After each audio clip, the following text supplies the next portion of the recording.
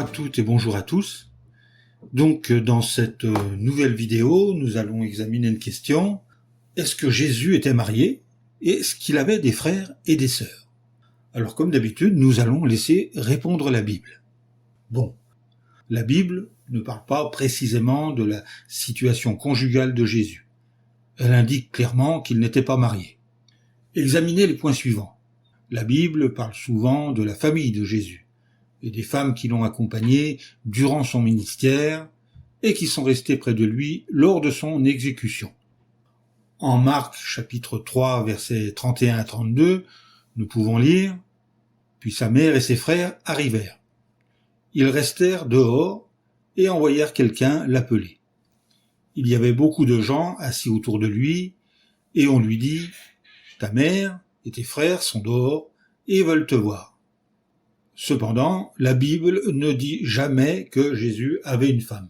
Si la Bible ne dit absolument rien sur le sujet, c'est très probablement parce qu'il n'a jamais été marié.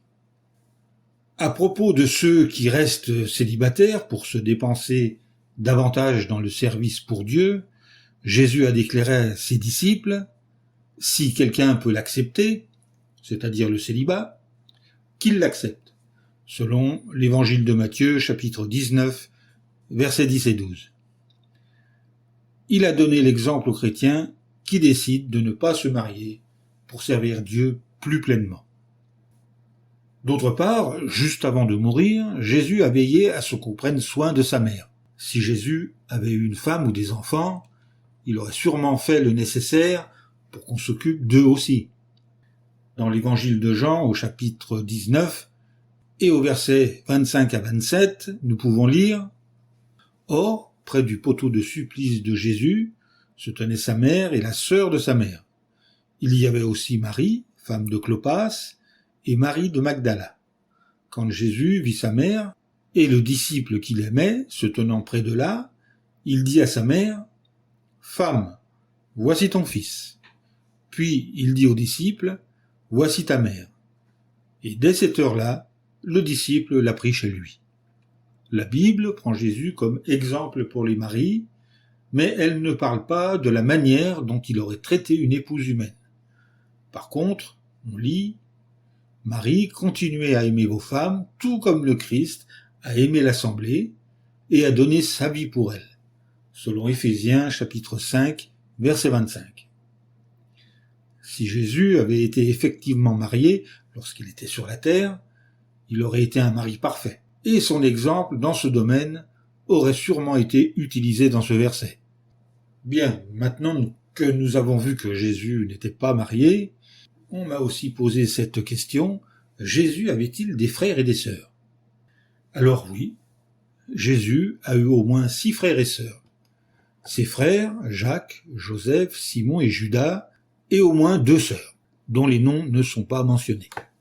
En Marc chapitre 6 verset 3, il est écrit « N'est-ce pas là le charpentier, le fils de Marie, et le frère de Jacques, de Joseph, de Judas et de Simon? Et ses sœurs ne vivent-elles pas ici avec nous ?» Et il refusait de croire en lui.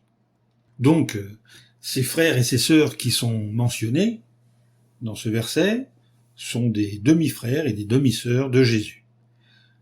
C'étaient donc les enfants de la mère de Jésus, Marie, et de son mari, Joseph. D'ailleurs, en Matthieu, chapitre 1, verset 25, nous pouvons lire, à propos de Joseph, n'est-ce pas? « Mais il n'eut pas de relation sexuelle avec elle jusqu'à ce qu'elle donne naissance à un fils, c'est-à-dire Jésus, et il l'appela Jésus. » En parlant de Jésus comme du premier-né de Marie, la Bible laisse entendre qu'elle a eu d'autres enfants. Selon Luc chapitre 2 verset 7, où nous pouvons lire « Elle donna alors naissance à son fils, son premier-né. » Comme nous venons de le dire, puisqu'il est mentionné que Jésus est le premier-né, cela sous-entend qu'il y a eu d'autres enfants après Jésus. Alors maintenant, nous allons examiner ce que certains pensent au sujet des frères de Jésus.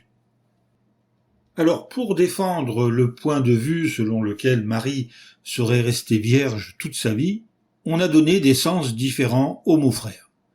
Par exemple, certains pensent que les frères de Jésus étaient en fait les fils que Joseph avait eus d'un précédent mariage. Cependant, la Bible montre que Jésus a hérité du droit légal à la royauté promise à David. Selon Luc chapitre 1 verset 32, il est écrit « Il deviendra quelqu'un de grand et sera appelé fils du Très-Haut. Jéhovah Dieu lui donnera le trône de son ancêtre David. » Si Joseph avait eu des fils plus âgés que Jésus, c'est l'aîné de ceux-ci qui aurait été l'héritier légal de Joseph.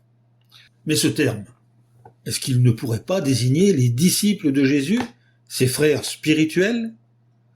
Non, cette explication contredit les Écritures, puisqu'elle signale qu'à un certain moment, ses frères charnels, n'exerçaient pas la foi en lui.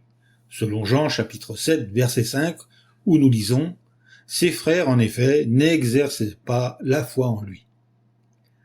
La Bible fait la distinction entre les frères et les disciples de Jésus.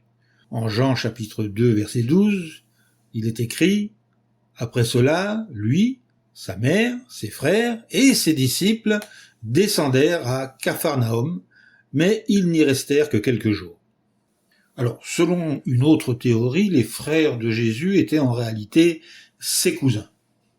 Toutefois, les écritures grecques utilisent des mots différents pour frères, parents et cousins. Lisons dans l'évangile de Luc, le chapitre 21, le verset 16. De plus, même vos parents, vos frères, les membres de votre famille et vos amis vous trahiront, et quelques-uns d'entre vous seront mis à mort. Donc, on comprend bien que la distinction est faite nettement entre frères et cousins.